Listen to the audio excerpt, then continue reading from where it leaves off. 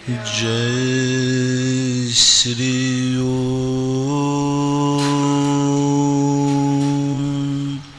नमः सिद्धेभ्यः।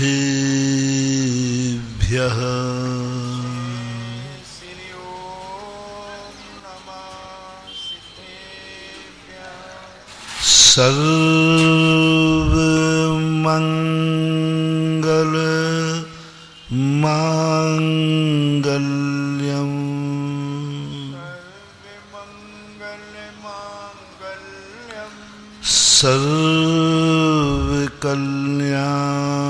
सर्वकल्याणकारकं प्रधानं सर्वधर्माणां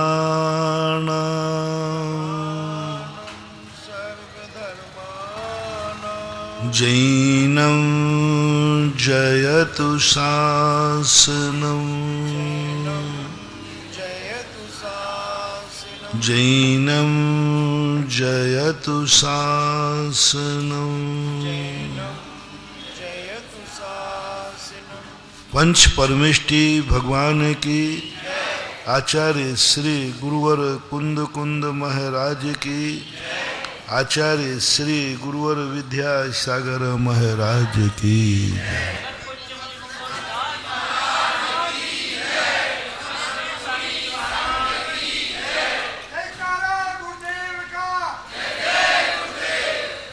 इस दुनिया के कुछ ऐसे नियम हैं जिन नियमों का जो व्यक्ति पालन नहीं कर पाता वो अपने जीवन को सुखी भी नहीं बना पाता। सबसे बड़ा नियम ये है कि सृष्टि की जो स्वतंत्र सत्ता है वो स्वतंत्र होकर के भी पराधीन है। जब अपनी शक्तियां अपने आप में हम उसके मालिक होते हैं, लेकिन कई बार वो शक्तियों के भोक्ता हम नहीं होते। शक्ति की मलकियत स्वतंत्र है, लेकिन उस शक्ति का भोग आनंद परतंत्र है। और जिन जिन ने अपनी शक्तियों को स्वतंत्रता पूर्वक उपयोग में लाने का प्रयास किया वो सिर से पहाड़ फोड़ फोड़ करके थक गए, तो भी वो उसको हासिल नहीं कर पाए। जैसे पोटेशियम साइनाइड का लोग स्वाद थकते थकते ना जाने कितने मर गए, लेकिन वो स्वाद नहीं ले पाए। ऐसा ही संसार में जीने वाला व्यक्ति अपनी सारी की सारी शक्तियों का मालिक है, मलकियत है, लेकिन उसका उपभोक्ता नहीं। यदि अपनी जिंदगी की सुरक्षा चाहिए है तो भली हम अपनी दुनिया के मालिक बने, अपनी शक्तियों के मालिक बने, लेकिन दुनिया का बहुत बड़ा सहारा हमें लेना ही पड़ेगा। कहीं ना कहीं हमें झुकना पड़ेगा, पराधीनता लेना पड़ेगी, क्योंकि प्रकृति ने नियम ऐसे बनाए। बैंक में जब आप अपने पास अपने धन को सुरक्षित नहीं कर पाते हैं, तुम जानते हैं कि मेरा धन मेरे पास सुरक्षित नहीं है, तो आप दूसरा सहारा क्या लेते हैं? बैंक लॉकर का। बैंक लॉकर क्या है? बैंक था, बैंक में जमा करा दो ना पैसा। नहीं, क्योंकि आप पैसे को उजागर नहीं करना चाहते, रखोगे बैंक में ही, लेकिन बैंक खाते में क्यों नहीं? बैंक लॉकर में क्यों? वो भी तो सरकारी बैंक है, लेकिन एक लॉकर में जाके रख देते हो। मात्र एक सुविधा है लॉकर में कि कोई पूछता नहीं है कि तुमने क्या रखा और क्या निकाला। बस एक गुण है। मैंने को लोग कहते महाराज हम लोग 2 नंबर का जो पैसा होता है ना वो बैंक लॉकर में रखते हैं। तो मैंने कहा बैंक खाते में क्यों नहीं? तो उनका महाराज जी आप इस बात को समझे कि बहुत बड़ी, हमें ये पैसा उजागर नहीं करना, ये संपत्ति उजागर नहीं करना, ये कागजात उजागर नहीं करना। तो सरकार ने ही एक सुविधा दे रखी है, जो जो चीज हमसे छुपाना हो वो हमारे लॉकर में रख दो। क्या गजब की बात है। यानी चोर ने खुद कह के रखा है कि तुम्हें जो मुझे चोरी नहीं करने देना हो वो मेरे थैले में डाल देना, फिर कोई चोरी नहीं करेगा। अब बोलो कितनी बड़ी बात है। सरकार खुद कह रही है कि तुम मुझसे कुछ छुपाओगे, उसको मालूम है कि कुछ संपत्तियां इनकी ऐसी हैं, ये हमें भी बताना नहीं चाहते। पर देखो सरकार की दया देखो, कानून देखो, प्रकृति देखो, ये सब माँ के समान होते हैं। माँ जानती है कि मेरा बेटा सब कुछ मुझे नहीं बताएगा, सब कुछ मुझे नहीं देगा, कुछ ना कुछ छुपा के रखेगा, क्योंकि ये इसकी ये आदत है। ऐसा संसार में कोई भी व्यक्ति नहीं है घर में जिसके पास अपने परिवारजनों से कुछ ना कुछ बातें छुपा के ना रखता हो। कुछ ना कुछ होगा, सब लोग अपनी अपनी तरफ से देख लो। सबसे पहले तो व्यक्ति छुपाता है अपनी माँ से, पिता से। एक भी बालक ऐसा नहीं होगा जो थोड़ा सा बड़ा होने के बाद माँ बाप से कुछ ना छुपाता हो। उसको डर ही एक ही लगता है। वो जब कोई बाजार में जाता है तो अपने दोस्तों से कहता है मेरी ये बात मेरी मम्मी को पता ना चल जाए। दुनिया को, अरे दुनिया को पता चल जाए क्या कर लेगी। कैसी बात, समझे बात। अच्छा इंसान कहता है मेरी बुराई, मेरी कमी, मेरी गलती माँ बाप को पता चल जाए कोई फर्क नहीं पड़ेगा, क्योंकि वो मम्मी पापा हैं, मेरी इज्जत धूल में नहीं मिलेगी, वो संभाल लेंगे। लेकिन कुछ जो बच्चे बदमाश होते हैं, जिनका भविष्य उज्जवल नहीं होता, जिनका भविष्य अंधकारमय है, वे एक बात प्रयास करते हैं सारी दुनिया को पता चल जाए लेकिन मेरी ये गलती माँ बाप को पता न चले। बस बंधुओं, एक मंत्र बना लो अपनी जिंदगी का। एक गुरु मंत्र तुम्हें दे रहा हूं। जब जब तुम्हें कृत्य करते समय, क्या कर रहे हो मैं इसमें कुछ भी नहीं पूछ रहा हूं, जो कुछ भी तुम करते हो, कुछ भी XYZ, उसको करने के पहले बस इतना सा मुझे पूछूंगा, कुछ भी नहीं पूछूंगा। मैं कुछ भी नहीं कह रहा हूं कितना निकृष्ट कार्य है, जो भी तुम्हें करना हो सबकी छूट देता हो। बस इतना सा मैं पूछूंगा तुम्हारा गुरु होने के नाते, यह कार्य करते समय तुम्हें किसका डर लग रहा है? ये कार्य करते समय तुम्हें किसका डर लग रहा है? ये कार्य करते समय तुम्हारे मन में क्या विचार आ रहा है कि ये मेरा कृत्य इसको पता ना चल जाए? निर्णय कर लो, और उस निर्णय पर मैं फैसला तुम्हें सुनाता हूं। यदि तुम्हें ये पता चल जाए कि ये मन में भाव आ जाए, दुनिया को भली पता चल जाए, मेरे माँ बाप को पता नहीं चलना चाहिए। बंधुओं नोट कर लेना, तुम्हारे बुरे दिन का बीजारोपण हो गया, तुम्हारी जिंदगी का डाउनफॉल शुरू हो गया, और तुम्हारी जिंदगी अब बहुत तेजी के साथ नीचे गिरेगी, क्योंकि तुमने पाप किससे छुपा रहे हो? माँ बाप। और इससे भी बड़ा यदि तुम कोई कृत्य करो और तुम्हारे मन में ये भाव आ जाए, ये बात मेरे गुरु को पता ना चल जाए, बस कोई दुनिया की ताकत नहीं रोक सकती, उसकी जिंदगी खत्म, खत्म, कुछ नहीं, सब कुछ मिट गया। अब कोई ताकत दुनिया में नहीं रोक सकती, क्योंकि उसको डर किसका हो गया?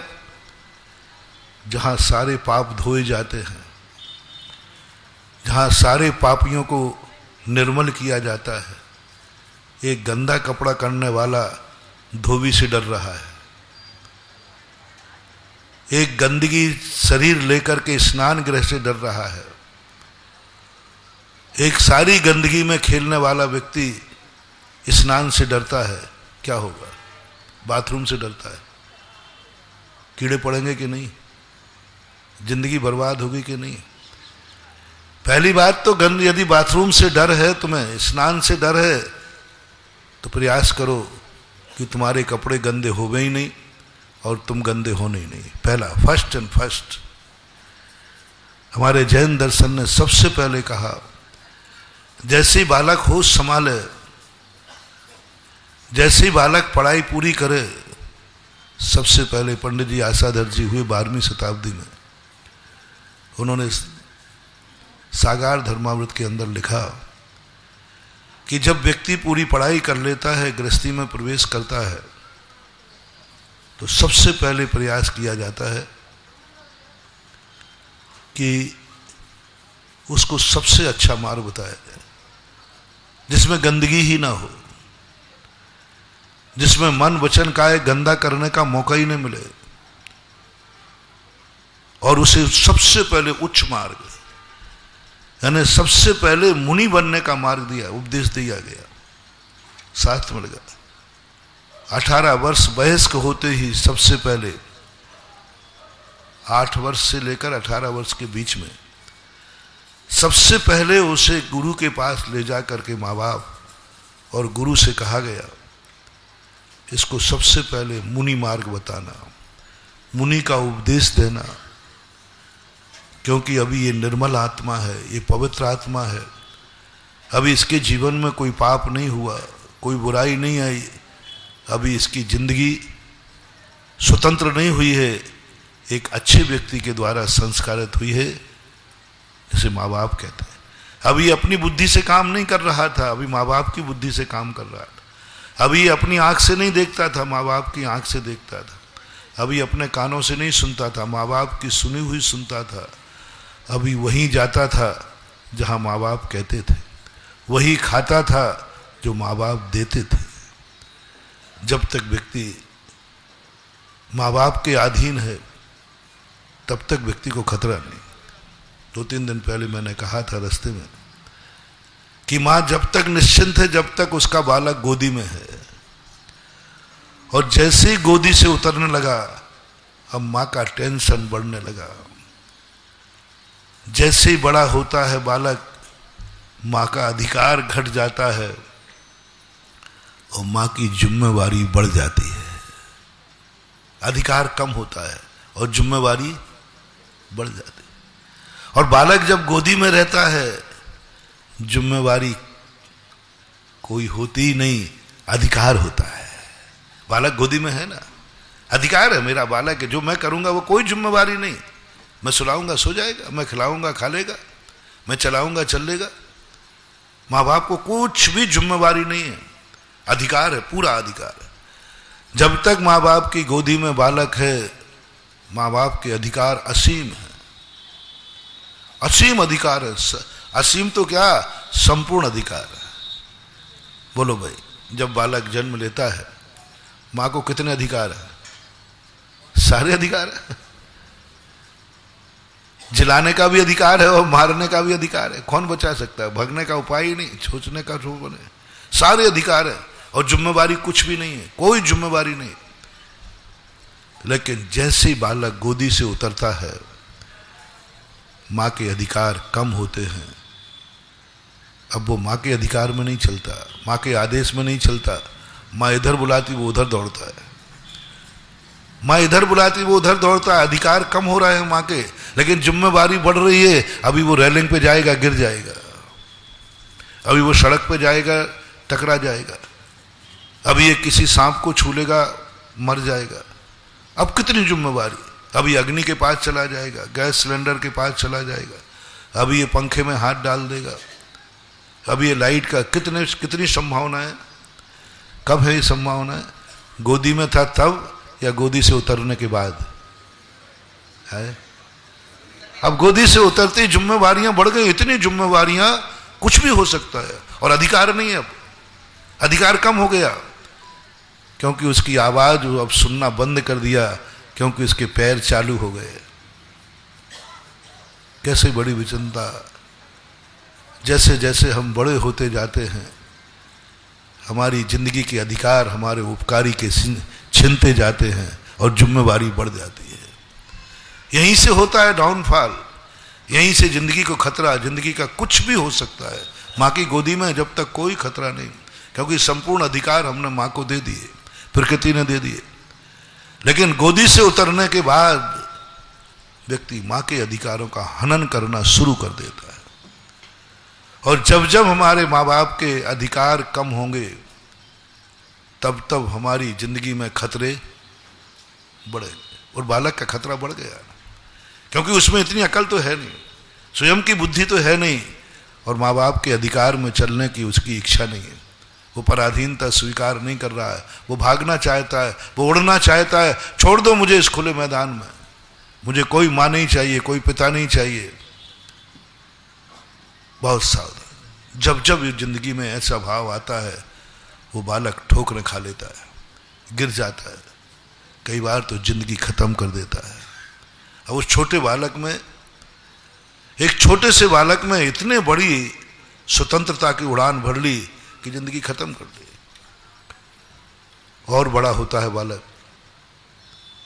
अब माँ का टेंशन बढ़ रहा है, अब स्कूल जाने लगा, अब बाजार में जाने लगा, अब और टेंशन बढ़ गया, ये गड़बड़ कर सकता है, मुझे मालूम है ये चॉकलेट का इतना लोभी है, कोई दुश्मन एक चॉकलेट का लोभ देकर इसका अपहरण कर सकता है।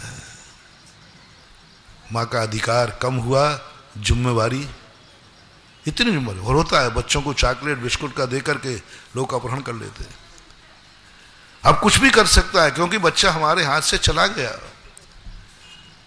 बच्चा अब जिंदगी में मेरे पास नहीं है, स्कूल में, और माँ जानती है कि मेरा बेटा, हर माँ अपने बेटे में एक दुर्योधन देखती है। बोलती नहीं है, कहती नहीं है, लेकिन हर बेटा माँ की दृष्टि में दुर्योधन बनता है। और जब जब व्यक्ति दुर्योधन माँ की दृष्टि में बनेगा, वहीं से हमारे विनाश की लीला चालू होती है। क्योंकि माँ बहुत समझाती है, बहुत कुछ करती है, लेकिन वो माँ की बात को गौण कर देता है और दूसरों की बातों में आ जाता है। हुआ ना दुर्योधन का ही। माँ ने जो आदेश दिया, माँ की जो आज्ञा हुई, उस आज्ञा का पालन करने गया, रास्ते में किसी ने भड़का दिया, माँ की आज्ञा छोड़ दी और उसकी आज्ञा मान ली। दुर्योधन का मरण कहाँ हुआ? परायों की बातों में जिंदगी और कुल को खत्म कर देगा। गधा तो गधा ही होता है। माँ को पूरी याद आ गई, लेकिन माँ की एक ममता होती है, माँ का एक अपने दूध पर विश्वास होता है कि भली गधा बोला हो, लेकिन जिस दिन मुझ जैसी सिंगनी का दूध पिएगा, ये शेरनी का बच्चा हो जाएगा। हर माँ के मन में एक भावना होती है। उसी बल पर तो हर माँ अपने बेटे को गोदी में खिलाते समय राजा बेटा बोल देती है। और भिखारी का बेटा है, बाप भिखारी है, वो खुद भिखारन है, फुटपाथ पे है, लेकिन बेटे को जब गोदी में उठाती है तो क्या बोलती है?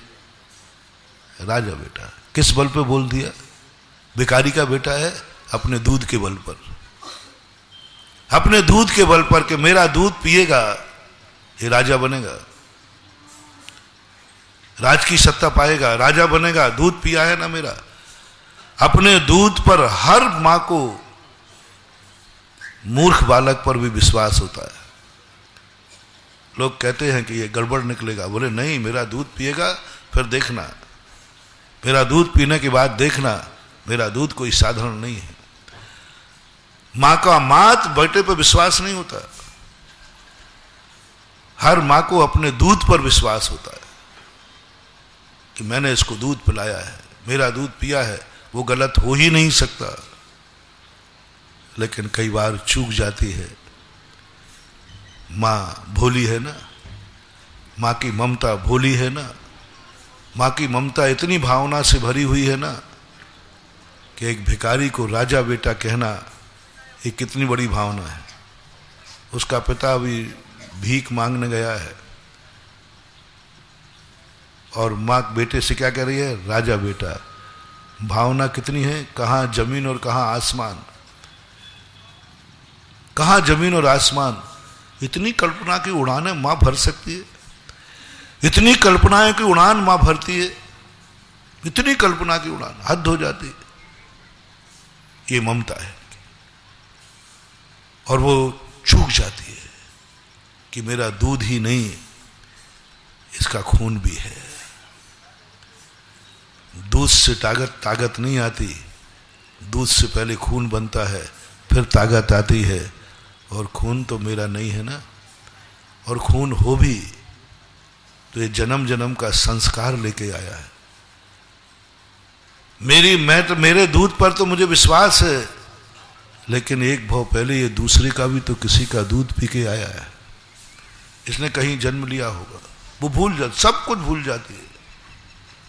और जिस समय दुर्योधन की हालत देखी, गंधारी ने करम ठोक लिया।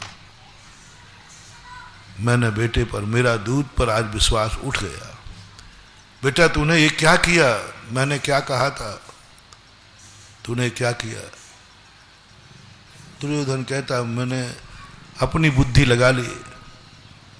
महानुभाव, सावधान, हर बालक के अंदर, हर व्यक्ति के अंदर एक दुर्योधन छुपा है। और मैं आज उस दुर्योधन को उजागर करता हूं। आपको एक थर्मामीटर दे रहा हूं। जिसको विश्वास हो कि महाराज सही बोल रहे या गलत, वो अपनी कॉपी में निर्णय करके लिख ले। में दुर्योधन का अर्थ क्या है? मां ने जो कहा उसको जब उपेक्षा करने का भाव आ जाए और मां के अलावा कोई दूसरा कुछ कहे, वो गुरु भी नहीं हो, पिता भी ना हो, कोई भी नहीं हो, उसकी बात मानने का भाव आ जाए, समझ लेना तुम्हारी आत्मा में दुर्योधन छुपा है, निकल आया। निर्णय करो, फैसला करो। और बालक के दुर्योधन को बता रहा हूं। वह बालक, मां ने कहा था देखो कोई भी कोई चीज देवे तो तुम उसको खाना मत। कोई तुम्हें चॉकलेट देवे बाजार में, खाना मत। सब संस्कार देते हैं, सब कहते हैं। लेकिन जैसे ही बाहर बालक गया, किसी ने चॉकलेट दिखाई, बालक माँ की बात को याद करता है कि चॉकलेट की तरफ दौड़ जाता है। बोलो ना, अपन देखते हैं, पेपरों में पढ़ते हैं, जितने अपहरण वगैरह होते हैं ना, वो या कुछ गलत खिला देते हैं, तो इसी कारण। अब उस समय उसका दिमाग देखो कितना बड़ा, किसने फेर दिया है दिमाग? माँ ने पढ़ा लिखा के भेजा था, बेटा ऐसा नहीं करना, ऐसा नहीं करना। उस दिमाग को, उसको ध्यान में नहीं आया, चॉकलेट माँ से बड़ा हो गई, बड़ी हो गई। एक बिस्किट माँ से बड़ा हो गया, एक चॉकलेट और बिस्किट माँ से बड़ा हो गया। एक अनजाना व्यक्ति माँ से बड़ा हो गया, उसने जो कहा मान लिया, अपहरण हो जाता है। और 99% लोग आप देख लेना, आपकी उम्र का था। उस समय यदि तुम्हारे मन में कभी ये भाव आवे, महानुभाव, बहुत बड़ी सूत्र दे रहा हूं, बहुत बड़ी शक्ति दे रहा हूं। मम्मी पापा का उपदेश सुन करके कोई बात उपेक्षा की आ जाए और तुम कुछ वो करने लग जाओ जो मम्मी पापा को पसंद नहीं है, जिसको उन्होंने मना किया है, बस तुरंत सावधान, तुम दुर्योधन की अवतार हो। उस समय तुरंत डायरी में लोग रख लेना, मेरे गुरु ने कहा था ये कार्य मैं वो कर रहा हूं जो मेरे माँ बाप ने मना किया है, और ये कार्य मेरा माँ बाप को पता नहीं चलना चाहिए।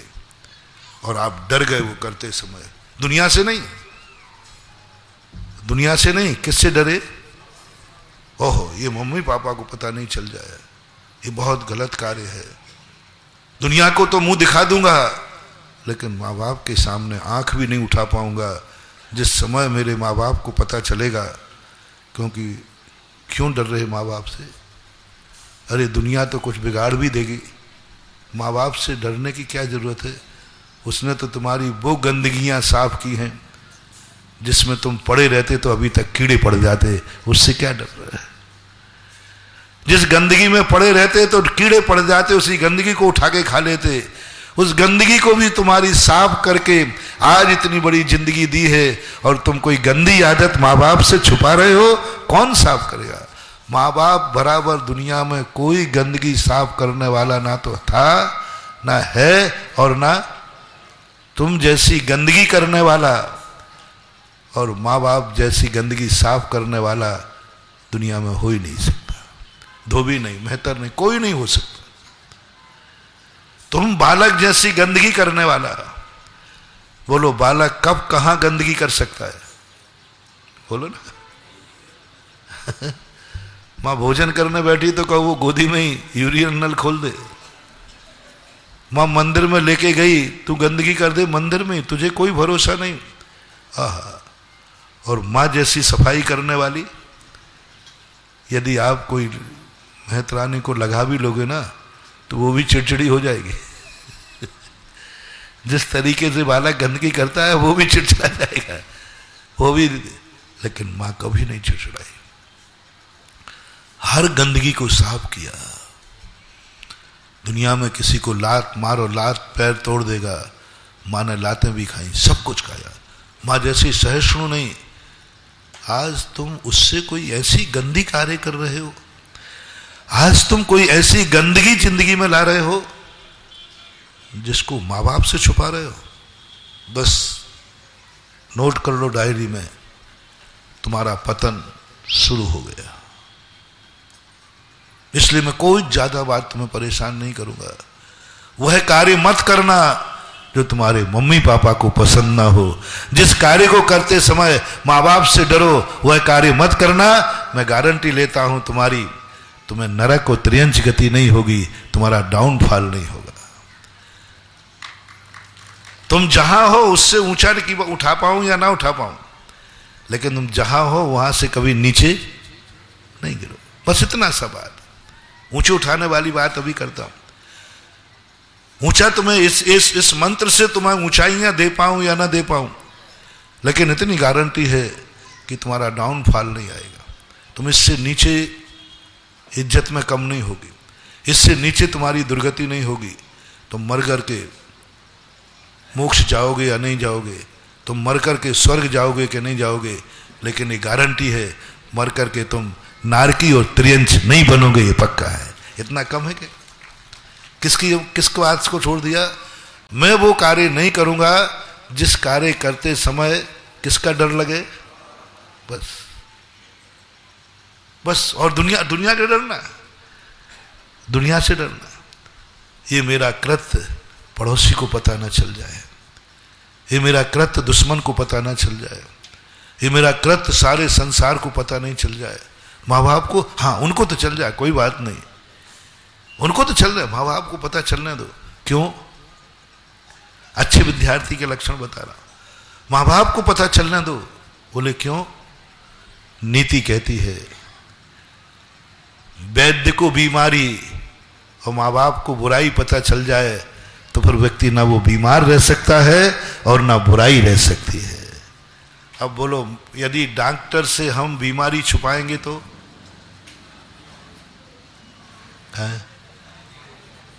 बचेंगे कि मरेंगे? बीमारी छुपा। हमने क्या गलत चीज खाई है? डॉक्टर पूछा तुमने ये तो खाया? बोले नहीं खाया। अब डॉक्टर गोलियों पे गोली दे रहे हैं और तुम ऐसी चीज खा रहे हो जो दवाई का भी नाश कर देती है। अब डॉक्टर परेशान है कि दवाई सर्तियन है, गारंटेड है, अभी तक तुझे ठीक होना चाहिए था, ठीक क्यों नहीं हो रहा? ठीक होना चाहिए था, ठीक क्यों नहीं हो रहा? डॉक्टर पूछता है देखो भाई, दवाई तो पक्की है, जांच भी पक्की, बीमारी पक्की, दवाई भी पक्की, ठीक होना चाहिए, तुम कुछ गड़बड़ कर रहे हो। बोलो खाओ कुछ खुद खाया तो नहीं, ये चीज तो नहीं मैंने नहीं। अब डॉक्टर पागल हो जाएगा। अब बोलो डॉक्टर कहां चूक रहा है? मरीज चूक रहा है कि डॉक्टर? बस यही बीमारी है। मां ने जब तुमसे कहा राजा बेटा और तू भिखारी होता जा रहा है, तो और गर्त में चला जा रहा है, सब तरफ से स्कूल में फेल हो रहा है, शरीर की क्रस हो रहा है, सब तरफ से हो रहा है। मां को संदेह होता है गड़बड़ी का है, मेरे दूध में तो गड़बड़ी नहीं, मेरे संस्कार में तो गड़बड़ी नहीं। वो पूछता है बोल बाजार में क्या खाता है, क्या करता है, कुछ नहीं, बस। अब बेचारी मां क्या करेगी? इसलिए दूसरा मंत्र लो, डॉक्टर से बीमारी मत छुपाना, माँ बाप से अपनी कोई बुराई मत छुपाना। जाओ फेरो माला, नमोकार मंत्र की नहीं कह रहा हूं, नमोकार मंत्र की मालाएं फेरते फेरते तो तुमने मालाएं तोड़ डाली बहुत सारी, वो बाद में फिरा लूंगा। नमोकार मंत्र की माला फेरने वाला भी नरकों में पड़ा है, बिना दर्शन के भोजन नहीं करने वाला भी नरकों में पड़ा है। रावण ने क्या मालाएं फेरी, लेकिन आज वो नरकों में पड़ा है। मात इस कारण से कि वो हर बुराई अपने माँ बाप से छुपाता था, अपने गार्जियन से छुपाता था, क्योंकि वो चीज के छुपाने का स्थान ही नहीं है। वहां तो संसार की हर बुराई अपने से माँ बाप के सामने रख देना चाहिए। अब मैं पूछता हूं आपसे, दुनिया के सामने तुम्हारी बुराई पता चलेगी, वो इज्जत धूल में बुला देगा। तुम्हें अपनी माँ बाप पर क्या विश्वास है कि यदि माँ को तुम्हारी बुराई पता चलेगी तो वो क्या करेगी? अपनी अपनी माँ की याद करो, FIR दर्ज कराइए, टीवी वाले को बुलाइए, पेपर में छपवाएगी, दुनिया में डंडोरा पीटेगी, दाओ रे हाँ मेरा बेटे ने ये किया है, फांसी लगा देगी, प्राण ले लेगी, घर से निकाल देगी। क्या करेगी? बोलते नहीं हो। हाँ, महानुभाव वो कमरे में बुला करके थोड़ा थप्पड़ मारेंगे, थोड़ा डांटेंगे, साथ में स्वयं रोने बैठ जाएंगे। दुश्मन मारने के बाद हंसता है और मां मारने के बाद रोती है, अंतर इतना ही होता है। कन्हैया को एक बार यशोदा मैया ने थप्पड़ मार दिया और वो रोने लगी। मारने के बाद समझाएंगे बे ऐसे लोग घृणा पाप से करते हैं, पापी से नहीं करते। तो एक अपनी जिंदगी में एक कार्य जरूर करना, लेकिन जैसे जैसे तुम बड़े होते जाते हो अपनी बुराइयां, अपने दुर्गुण माँ बाप से छुपाना चालू करते हो। और दुनिया को मालूम है, पड़ोसी को मालूम है, दोस्त को मालूम है, सारे जगत को मालूम है, अकेली तुम्हारी बुराई किसको मालूम नहीं है? माँ बाप को नहीं। बस नोट करना, तुम्हारी जिंदगी का अंत दुर्योधन के समान बुरा होगा। और अब आज तुम लोग सारा होमवर्क दे रहा हूं, हर व्यक्ति अपने घर जाकर जो भी प्रवचन सुन रहा है, और कुछ लोग तो लाइव में सुन रहे हैं, और लाइव प्रवचन जो है भीलवाड़ा वालों के लिए नहीं है। लाइव प्रवचन तो उनके लिए होता है जो यहां तक प्रतिदिन आ नहीं सकते। एक व्यक्ति ने पूछा कि लाइव प्रवचन में और साक्षात प्रवचन में क्या अंतर है? तो मैंने कहा कि भाई जिंदा बाप में और मरे बाप की फोटो में जितना अंतर है।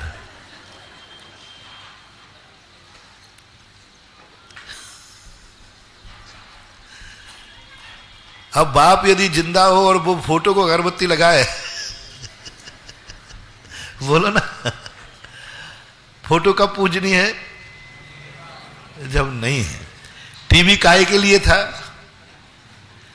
जहां हम प्रतिदिन पहुंच नहीं सकते, हम जा नहीं सकते। अब चित्तौड़ वाले प्रतिदिन कैसे आए, और दूसरे कैसे जाएं? प्रतिदिन जा नहीं सकते, बीमार हैं, अस्पताल में हैं, ऐसी दशा में हैं जहां पर हम पहुंच नहीं सकते। उनके लिए टीवी है, और जहां वो पहुंच सकते हैं, मान लीजिए चंद्रशेखर आजाद नगर है, मान लो भीलवाड़ा है। अब भीलवाड़ा इस समय यदि टीवी पर प्रवचन देख रहा है तो वो वही अपशकुन कर रहा है कि जिंदा बाप के गुरु के रहते हुए वो फोटो को अगरबत्ती लगा रहा है, सीधी बात। अब मुझे ये और आप लोग बताएं, जीवित बाप के रहते हुए फोटो को अगरबत्ती लगाना ये शुभ शगुन में आएगा कि अशुभ में? थोड़ा कम सुनता हूं मैं, हाँ थोड़ा जोर से। जय कुमार, कैसा शुभ में आएगा क्या? शुभ में? बाप जिंदा है, घर में ही है, और घर में ही है, और एक और मान लीजिए, और वो फोटो को जा रहा ओम जय बाप दे। सगुन है कि अब सगुन? तो हे भीलवाड़ा वालों, अब सगुन मत करो। जब भीलवाड़ा में नहीं था तब लाइव टीवी पर सुनो, अब तो तुम्हारा बाप तुम्हारा गुरु भीलवाड़ा में है, अब फोटो को अगरबत्ती नहीं साक्षात पूजो। फोटो में वो रेकी, सबसे बड़ी फोटो में स्मृति रहती है। अभी जिस समय जो मेरी वर्गणाएं, जो रेकी, जो एनर्जी मेरे हृदय से निकल रही है, आंखों से निकल रही है, रोम रोम से निकल रही है, वो फोटो से निकलने वाली नहीं है, वो टीवी से निकलने वाली नहीं है। क्योंकि यहां साक्षात जब पंडाल में कोई व्यक्ति सुनता है, बस बहुत सरल उदाहरण दिया है, एक व्यक्ति साक्षात पिता के पैर पड़ रहा है और एक फोटो में पैर पड़ रहा है, दोनों में एनर्जी किससे मिलेगी? आप लोग निर्णय करो, बहुत सरल उदाहरण है। वहां जो आशीर्वाद मिलेगा, जो वर्गणाएं मिलेंगी, वो लाख फोटो के पैर छुओ उससे मिलने वाली नहीं है, साक्षात मिलती है। इसलिए ये तो मुझे मालूम है कि भीलवाड़ा में मेरे दीवाने बहुत हैं, और प्रवचन के दीवाने, इसमें कोई संदेह नहीं होता तो मेरा छठवीं बार आना होता कि अरे राम राम राम लो। पूरा भीलवाड़ा दीवाना है, लट्टू है, बहुत बहुत श्रद्धालु है। मेरे प्रवचन सुने बिना ऑफिस में भी लेट हो जाते हैं, जिज्ञासा समाधान के बिना भी सब छोड़ देते हैं, बहुत बहुत दीवाने हैं। बस दीवानों में कोई कमी नहीं, सब प्रवचन सुन रहे हैं। बस फर्क इतना है कि पंडाल तक नहीं आकर वो टीवी पे सुन रहे हैं। सुन तो सब रहे, इस समय इतने लोग प्रवचन सुन रहे हैं, यदि सारे यहां आ जाए ना तो ये पंडाल कम पड़ जाए और कहो बढ़ाना पड़े। जितने लोग इस समय भीलवाड़ा में मेरा प्रवचन सुन रहे हैं, यदि वे सभी के सभी आ जाएं तो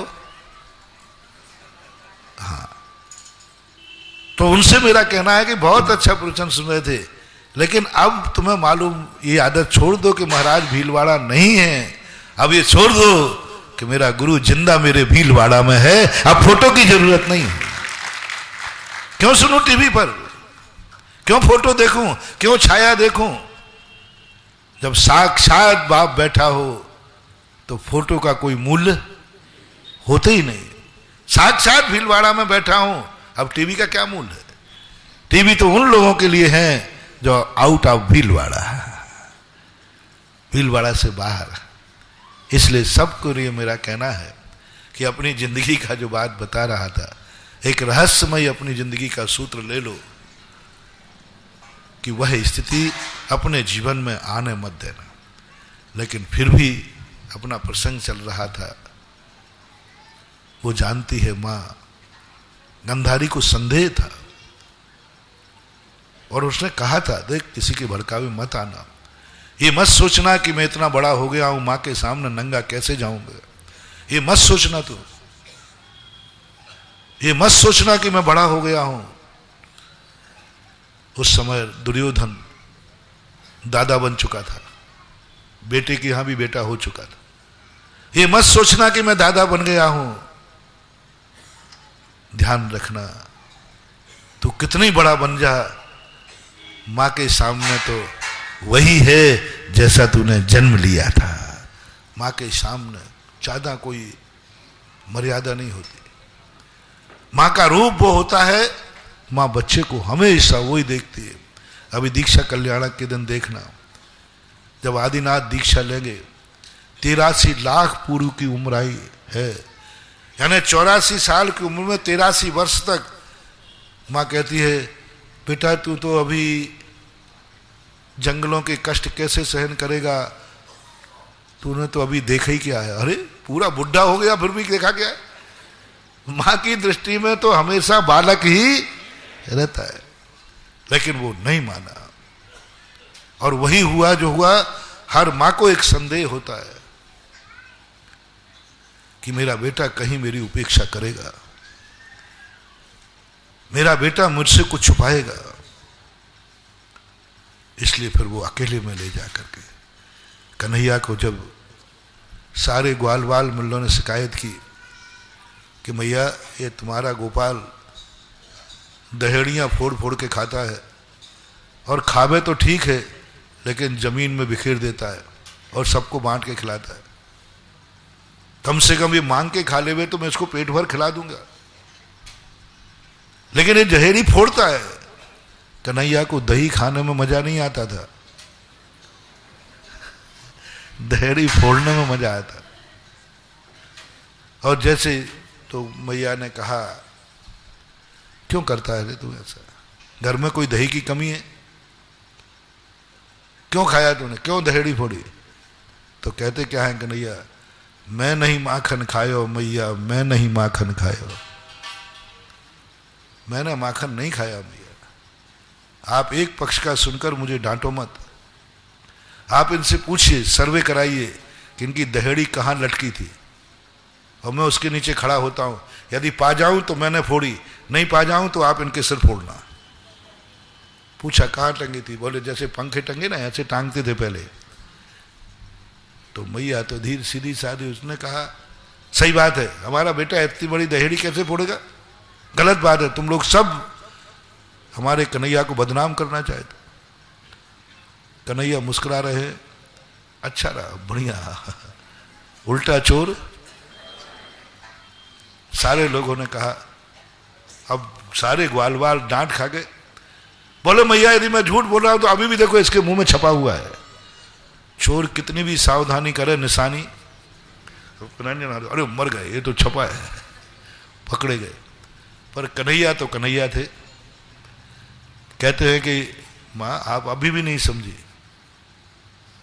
मैया मैं नहीं माखन खायो, मैया मैं नहीं माखन खायो। ग्वाल वाल मिल मुह मुख लिपटायो।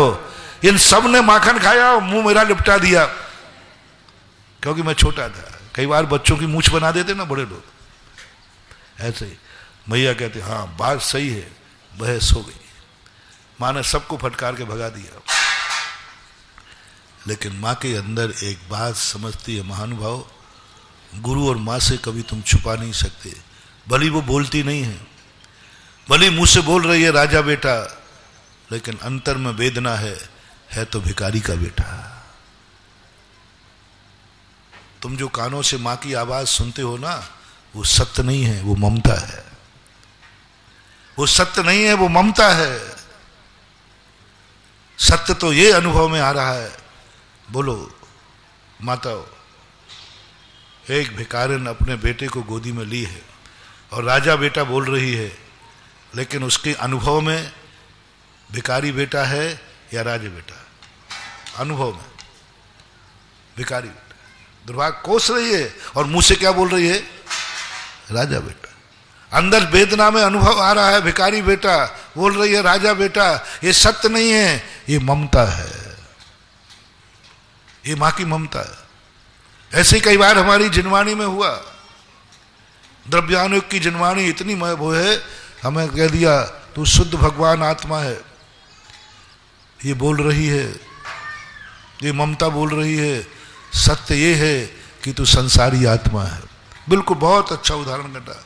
शास्त्रों में लिखा है शुद्ध आत्मा, भगवान आत्मा, चेतन आत्मा, ये सब लिखा हुआ है, लिखा है। जैसे भिखारी की मां अपने बेटे को राजा बेटा बोल रही है, लेकिन अनुभव में जान रही है, ऐसे ये जिनवाणी मां हमें शुद्ध बुद्ध भगवान आत्मा बोल रही है, लेकिन अंदर अनुभव में आ रहा है ये तो अभी नर नारकारी राग द्वेष कसायों में पड़ा हुआ अशुद्ध आत्मा है। जिनवाणी मां जान रही है, अंदर से दुखी है। यदि दुखी नहीं होती तो वो उपदेश नहीं देती। दुखी है, अंदर से परेशान है, लेकिन मुंह से क्या बोल रही है? मेरा बेटा भगवान आत्मा। जिनवाणी का मैंने द्रव्यानुग रूपी मां को पढ़ा और आप लोगों की माताओं को देखा, दोनों का नेचर एक है। उससे कहो कि बोलो ये भिखारी बेटा, नहीं बोलूंगी। तो अनुभव करो कि ये राजा बेटा, नहीं करूंगी। मां की दो दशा है, कथनी और अनुभव, अंदर का, अंदर और बाहर दो है मां। मां से बुलवा लेना तुम अपने बेटे को, बोलो ये भिखारी बेटा, मां गूंगी हो जाएगी, रो पड़ेगी, लेकिन बेटे को भिखारी बेटा कहने को तैयार। तो फिर अंदर से कहो कि मेरा राजा बेटा। अंदर से कैसे कहूं, अभी तो नाश्ते ही नहीं मिला उसको, भोजन ही नहीं मिला। ऐसी जिनवाणी मां होती है। अंदर से दुखी है अपन लोगों से, नर नारकादि पर्यायों से। अंदर से दुखी है अपने राग द्वेष परिणामों से। अंदर से दुखी है अपने कासायिक परिणामों से। अंदर से अपनी औकात जानती है जिनवाणी मां कि ये क्या है, लेकिन ममता के कारण ऊपर से बोलती है भगवान आत्मा, चेतन आत्मा, भव्य आत्मा, पुंडरीक आत्मा। समझना मां को, मां की बात को सत्य मान करके कई लोग बाजार में उतर आए, गोदी से उतर आए और कहने लगे आई एम गॉड, मैं राजा हूं। बोले किसने कहा? सारे लोग हंस रहे हैं, देख ले रहे मुखड़ा दर्पण में, और जो देखो वही मजाक उड़ा रहा है। अब चंद्रशेखर आजाद का व्यक्ति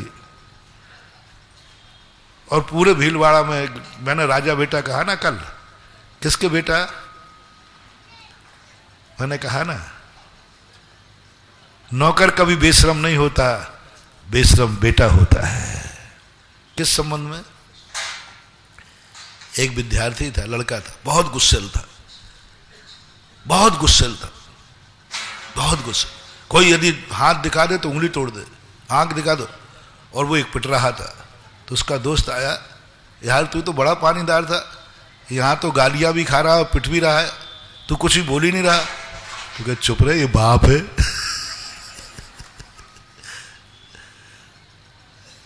जितना बाप गाली देता है और थप्पड़ मारता है, उतना कोई तुम्हें मार देवे तो तुम तो झगड़ा कर लो, लेकिन पिताजी के सामने। बस मैंने कहा कि ये व्यक्ति गलत नहीं हो सकता, क्योंकि बाप के सामने इतना बेशरम हो गया, इतना बेशरम। दूसरा कोई गाली दे दे तो आंख दिखा दे, आंख फोड़ दे, और बाप गालियां भी दे रहा है, थप्पड़ भी मार रहा है, एक लात भी मार दी, तो भी ऐसी समझ लेना इस व्यक्ति का पतन नहीं होगा, ये उत्थान होगा। इतना बेशरम हो गया कि बोल ही नहीं रहा। ये नौकर का लक्षण है कि बेटे का है? थोड़ा जोर से बोलो ना। बेटे का लक्षण है। और मैंने कहा था चंद्रशेखर में सबसे ज्यादा नौकरी करने वाले रहते हैं, लेकिन कल मैंने कहा था नहीं, ये बेटे हैं, क्योंकि बेशरम है। गुरु की मार खाने में, गुरु की फटकार खाने में बहुत मोटी चमड़ी है। इतनी मोटी चमड़ी मैंने संसार में 36 साल में कहीं नहीं देखी। इतनी मोटी चमड़ी है कि मेरी चिकोटी में ही नहीं आती। इसमें लादू लाल की तो पता नहीं कितनी मोटी छोटियां चिमटी से भी नहीं आती। इतनी मोटी चमड़ी है, इतनी मोटी चमड़ी है। बस इसी मोटी चमड़ी से मैं प्रभावित होकर के यहां चला है।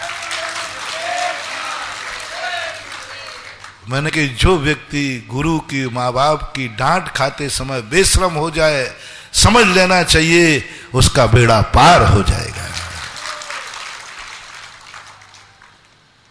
उसका बेड़ा पार हो जाए। वो कहता किसने डांटा? बोले मालूम है थप्पड़ कौन मार रहा है? बोले मेरा बाप है। ये गाली कौन दे रहा है? बाप है। ये लात किसने मारी? बाप ने।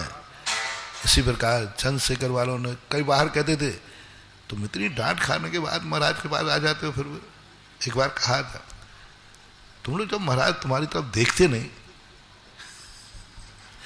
बोलते नहीं, कि संसार में कोई दूसरे महाराज नहीं है, श्रीफल फेंक के आ जाओ कि ठीक है महाराज पढ़े रहो, अब आज के बाद आपके दरवाजे नहीं आऊंगा। और मैं यही चाह रहा था, मैं यही चाह रहा था कि ये लोग तुनक जाएं, थोड़ा पानीदार बन जाएं, और क्या महाराज जी इतने बार आ रहे हैं आप देख भी नहीं रहे, लो आज के बाद इस दरवाजे पे कदम नहीं रखूंगा। मैं इतना खुश हो जाता। मैंने कहा एक भलाई कटी, लेकिन ये लोग तो इतने बेशरम थे, फिर पहुंच जाए 15 दिन में। मैं ही नहीं गिन पाया कितने बार गए। सारे दुनिया की गिनती है कौन कितने बार गया, लेकिन चंद्रशेखर आजाद वालों की गिनती नहीं है कि 3 साल में कितने बार गए। मैंने कहा इतनी बेशरमी, भले ये धन के नौकर होंगे लेकिन धर्म के तो बेटे हैं, क्योंकि इतना सुनने। इसलिए मैंने कल कहा था कि वो गुंडा तत्व जो किसी की आंख भी नहीं सुन सकता, वो पिता के सामने आईसी करके बैठ गया, तो यही स्थिति होना चाहिए। और यही स्थिति आगे बढ़कर के बहुत फायदा करती है, इतना फायदा करती है, इतना फायदा करती है कि एक दिन गुरु भी तुम्हारे दरवाजे आके खड़े हो जाते हैं। एकलव्य भी तो बेशरम था, उसने क्या किया? निकाल दो, मैं गुरु तो आपको ही मानूंगा, निकाल दो, जो कुछ करना है आप कर डालो, आपका हाथ है, आपका गुरुकुल है। मैं भी कम बेशरम नहीं हूं। अरे एकलव्य कोई दूसरे गुरु के पास चला जाता, बहुत सारे थे, लेकिन एकलव्य जैसा क्या बात हो गई? इतने निकालने के बाद भी उसने गुरु किसको बनाया? फोटो लगा ली। अंत में गुरु हारे कि शिष्य हारा। ऐसी दम होना चाहिए कि एक दिन गुरु को हारना पड़े और शिष्य जीत जाए। एकलव्य जीत गया, एकलव्य जीत गया। जिस एकलव्य को गुरुकुल से निकाल दिया गया, वही गुरु आज एकलव्य की झोपड़ी के सामने खड़ा है। वही गुरु, वही गुरु। गुरुदेव, गुरुकुल होता, गुरुकुल में मैं गया तो आपने सारा गुरुकुल धोया था, अब आप मेरी झोपड़ी में आए हो, इसको भी धोओगे क्या? धो के आते? ये तो एकलव्य की झोपड़ी है, एक एकलव्य का स्थान है। इसमें आपको तो पहले इस झोपड़ी को धुलवाते, फिर आते, आप बिना झोपड़ी धुलवाए आ गए। द्रोणाचार्य स्तब्ध रह गए और अर्जुन की तरफ, जो अर्जुन ने लांछन लगाया था कि महाराज गुरुदेव आपने तो कहा था कि आपने ये विद्या किसी को नहीं दी है, ये विद्या मात मेरे को दी है। अर्जुन ने लांछन लगाया था। जब एकलव्य और अर्जुन मिले, दोनों मिलने के बाद एकलव्य का तीर अर्जुन से आगे निकला और उससे पूछा गया कि आप ये विद्या आपने कहां से सीखी? बोले द्रोणाचार्य से। अर्जुन को तो आग लगी, द्रोणाचार्य से? क्लास में तो कभी आया नहीं। बोले मैं प्राइवेट कैंडिडेट था।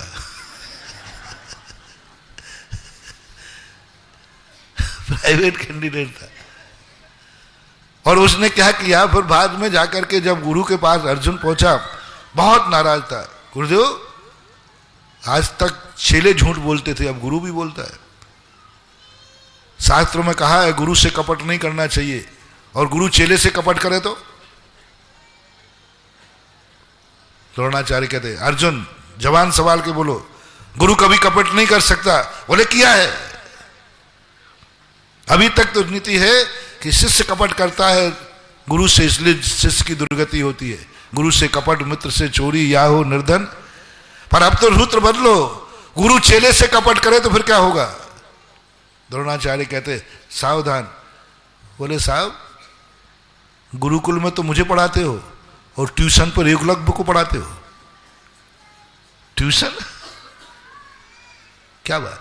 हाँ, आपने पढ़ाया, उसने कहा है, उसके मुख से सुना, उसके गुरु द्रोणाचार्य हैं, और आपने सबसे ज्यादा विद्या उसे दी। और मेरे से कहा था कि मैंने अर्जुन के अलावा किसी को ये विद्या।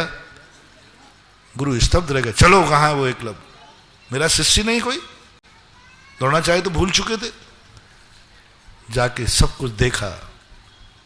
देखने के बाद सब कुछ देखा, पूछा कहाँ है तेरे गुरु? दिखाया, ये है। देख करके स्तब्ध रह गए। यदि तेरे गुरु द्रोणाचार्य हैं, पूरा परिचय हुआ, तो क्या गुरु दक्षिणा देगा? बोले जी। बोले दाएं हाथ का अंगूठा दे दे, काट दिया। गुरु ने तो ये सोचा था कि ये मना करेगा और मैं इसको भस्म कर दूंगा। वैष्णव दर्शन के अनुसार ये मना करेगा और मैं इसको विद्या छीन लूंगा, क्योंकि गुरु को गुरु दक्षिणा नहीं दी जाए तो विद्या काम नहीं आती। नियम है, गुरु को गुरु दक्षिणा न दी जाए तो वो विद्या काम नहीं आती। कितने ही सीख लो, जिस समय विद्या का प्रयोग करोगे वो विद्या काम नहीं आएगी। और जैसे मैं अभिशाप दूंगा, जा तूने जो विद्या सीखी है ये तेरी जिंदगी में कभी काम, ये अभिशाप देने को तैयार ही थे। क्योंकि ये अंगूठा, कौन अंगूठा दे देगा? वो विद्या ही अंगूठे से चलती है। वो तीर कमान भी, और अंगूठे ही मांगा वो भी दाएं पैर का, हाथ का। और उसकी तो गुरु की आवाज पूरी नहीं हुई और अंगूठा चरणों में पड़ गया।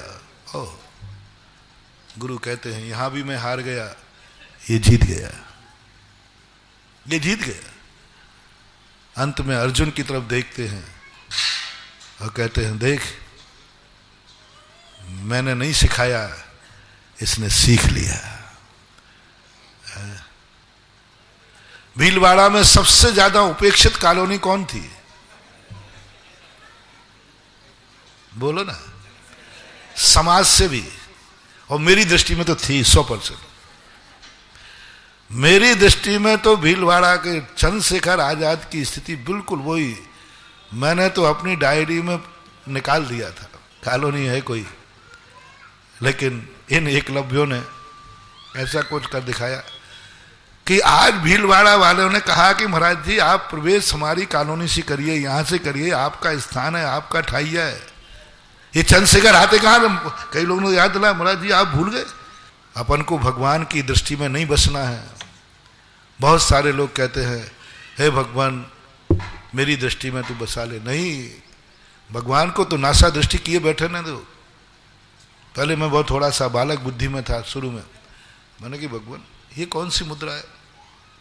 हम लोग गिड़गड़ाते हैं, आपकी तरफ देखते हैं, प्रार्थना करते हैं, थोड़ा तो आंख खोल लिया करो।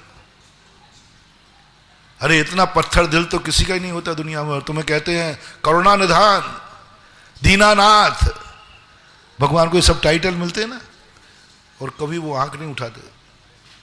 ये तो मूर्ति की बात कर रहा हूं। साक्षात जिनेन्द्र देव भी कितने कुछ रोते रहोगे, आंखें नहीं उठाते। तो पहले तो मैं कहता था कि क्या मतलब है ऐसे भगवान जो आंख उठावे नहीं, हाथ उठावे नहीं। वो मूर्ति अच्छी लगती है जो आंख खुली हो और हाथ उठा हुआ हो। पर जब शास्त्रों को पढ़ा तो पता चला कि इनकी तो नेचर ही है। तो मैंने कहा काय के भगवान? फिर भगवान तो वो है जो दुखी व्यक्ति को आते देखकर आंख उठा ले, वे आंखों में आंसू आ जाए, हाथ उठावे, सिर पे फेरे, गोदी में उठा ले। लेकिन ये जैनियों का भगवान तो भगवान ही माने के। दुनिया के भगवान तो ऐसे बैठे रहते हैं, एक हाथ कैसा रहता है। जैनी के भगवान समझ में नहीं आते थे। जब बाद में जब समझ में आया, भगवान कहते बेटा मैं अपनी आंख में तुझे बसा लूंगा, तेरा कल्याण नहीं होगा।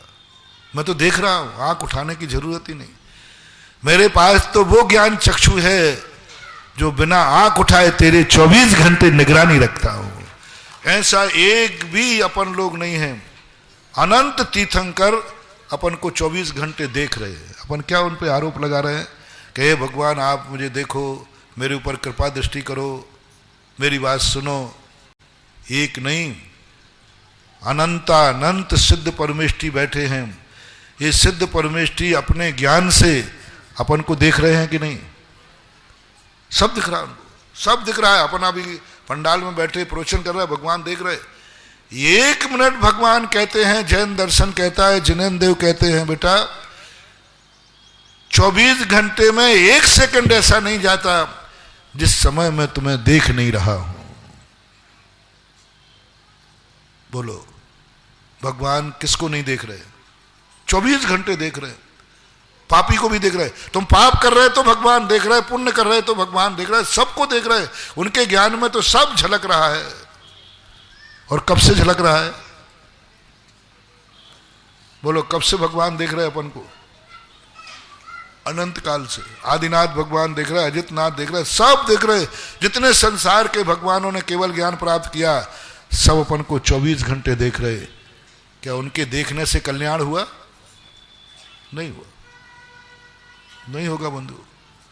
ये आरोप लगाना छोड़ो, ये भगवान के प्रति भावना भाना छोड़ो कि हे भगवान थोड़ा तो देख ले।